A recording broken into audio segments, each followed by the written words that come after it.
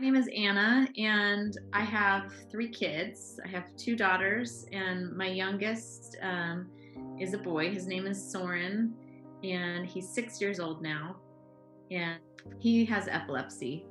He was diagnosed with Doose syndrome when he was 4 years old. Soren has tonic-clonic seizures. That's what we noticed first. And then about a month after he started having tonic-clonic seizures, he started having myoclonic seizures, which a lot of people will refer to as a drop seizure, or it's a very brief, you know, less than a second seizure usually. It doesn't interrupt his activity too much, although if he's running, it might cause him to trip, or if he's hanging from the bars, it might cause him to fall. It's a really brief little, just a little bit of vocal, involuntary vocal, like and maybe his shoulders go up a little bit, and that's it. Soren had his first seizure, and we called 911, and he was transported to our local emergency department. And same thing with his second seizure, which happened about a week after the first seizure. And at that point, the doctors here on the island recommended or referred us to Children's Hospital in Seattle. And it felt like we had to wait forever for that first appointment. It was so hard to wait to get in because we just desperately wanted to know what was going on with him. At that point, we didn't know if he maybe had a brain tumor or something else going on that would be causing the seizures. And so I think we had to wait about a week and a half, but it felt like forever. And we went to Seattle Children's Hospital, and he had an EEG. And then the next day we met with his neurologist for the first time. And so she diagnosed him with generalized epilepsy at that point.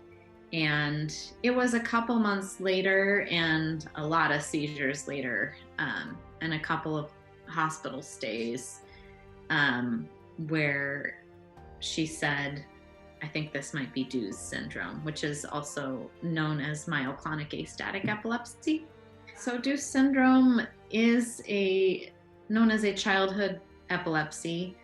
It typically comes on before 5 years of age, but I think the most common time is between 2 and 4, and it typically begins with tonic-clonic seizures, and then different places I read different things about what the typical course of Doose syndrome is, and it's definitely unique for everybody. But one of the books that I read, I remember reading, about a month or two after tonic-clonic seizures begin, you start to see these myoclonic seizures. And Soren was very textbook in that way. It was like exactly a month after we noticed his first tonic-clonic seizure when he started having myoclonic seizures. And the outcome of it can vary a lot. It's considered on a spectrum with Lennox-Gastaut syndrome, Doose syndrome being the more mild of the two. And about 70% of kids outgrow their seizures, and that's our hope for Soren right now. It took about 10 months for Soren to go seizure-free. And now I'm getting to the point where I feel like sharing our story with other people is important, and kind of in a way being on the other side. I mean, we don't really know that we're on the other side. We don't know if his seizures are going to come back or not, but feeling like we have a whole lot more hope than we did at one point. And I think it's important to share that hope with other people. Because there was a time when I thought this would be impossible. I didn't think we would ever see seizure-free days.